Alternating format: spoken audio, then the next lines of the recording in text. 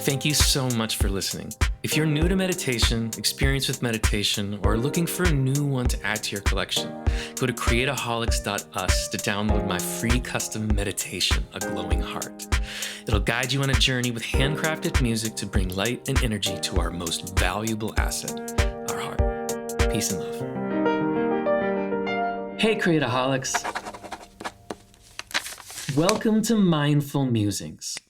I wanted a place where I could share inspiration from books that I've read, podcasts that I've listened to, or just conversations that I've had with friends that were inspiring, thought-provoking, or brought up something that was really valuable and I thought would be really beneficial to share. I'm a scientific journal nut and I love reading them and I love understanding the nuggets in them that can be put to everyday use. So I wanted a place where I can do all of those things, allow them to be out there so that maybe they resonate with you and maybe they cause you to have some mindful musings of your own. So without further ado, please enjoy today's mindful musing. Let's talk about happiness. For the longest time, I believed that that is what I was chasing. Everybody, we just need to be happy. I just need to be happy, happy. Please, I gotta be happy. And that is such a myth. And I'm gonna tell you why. Now, I'm not saying that I'm right. However you wanna live your life, I completely understand. I'm just gonna share my story and how I look at it. Happiness to me is something that is temporary and it goes away. And you don't want something that's temporary. You want something that's going to sit with you and live with you and live within you. One of the things that's interesting, the word sin. Now, people can say whatever they think about the word sin, but one of the things that sin is translates into without aim, meaning you are in sin when you are not going towards a direction, whether it's you as a human being, a good person, whether it's going in a direction towards a purpose, whatever that is. When you are in sin, you are without aim. And as tribal creatures, aim is everything. That's how we eat, that's how we achieve things. I mean, look at sports. People stand up and cheer when somebody hits a basket. People stand up and cheer when somebody scores a goal in soccer. Everything is aim. We need aim as these tribal creatures that we are in our core. So one of the things that is interesting is Jordan Peterson has a really beautiful point on this. And his concept of happiness is a byproduct of aiming at something wonderful, something beautiful, something purposeful. Happiness comes and happiness goes, and happiness comes and happiness goes. And when it happens, awesome. Sit with it. Be with it. And when something goes wrong on this goal that you've set, where we talked about implementation intentions and goal setting, manifesting, if happiness isn't there, it's not there. But it's a wonderful byproduct. And the thing that I want to challenge everyone to consider is, my favorite Zen teacher is Charlotte Joko Beck. And I was recently reading a passage by her, and it was based around challenges that we face in life. And what are we trying to achieve? What's the goal here? What kind of person do we want to be? How do we want to live our life? And really what we want in our life is joy. Now, what is joy? Joy is a lot of things.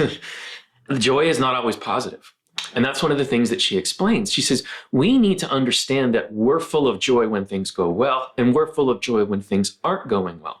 Because when they're not going well, they're there to teach us. I remember somebody saying, oh my gosh, I'm so angry all the time. I'm so angry. I can't get over my anger. There is joy in anger. And let me tell you why. There's joy in anger because it's movement. It's your body's way of saying you need to move somewhere. You need to go somewhere else. You need to move and change and shift.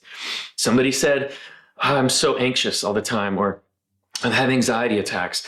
That was my start of my healing journey on the inside. I had a panic attack in my therapist's office. And it was my body's way of saying something's not right and we need to look at it. And you're ready to look at it because your body will tell you.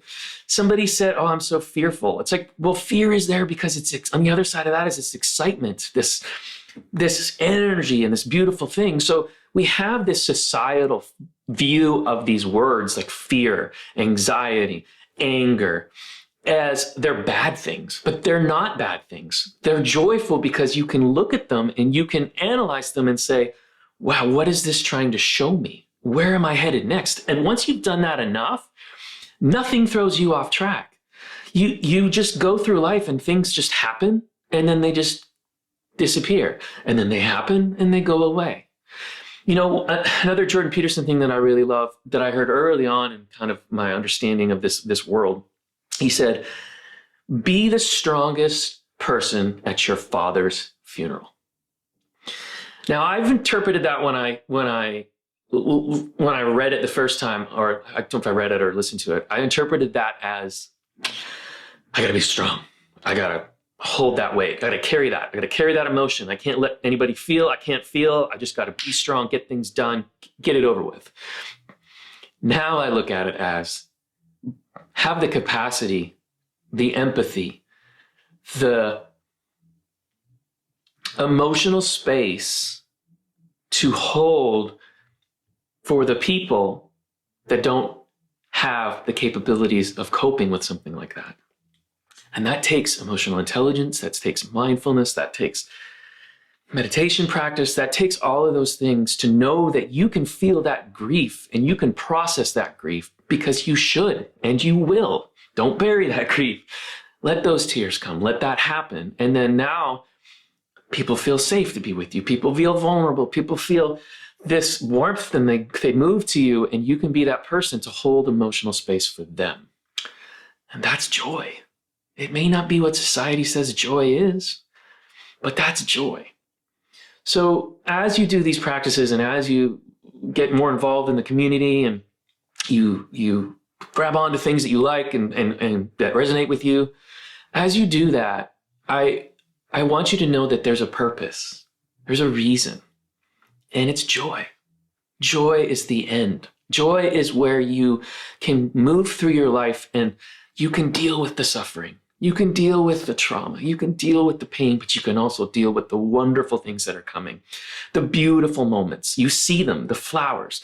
I read recently that for every one bad thing that happens to us, there's 3 good things, but we don't notice them because all we do is focus on the bad thing. How do we get to a place where we focus on the 3 good things and let the bad thing go? Think about that. And I'll think about it more too. You know, this is all fresh and new to me.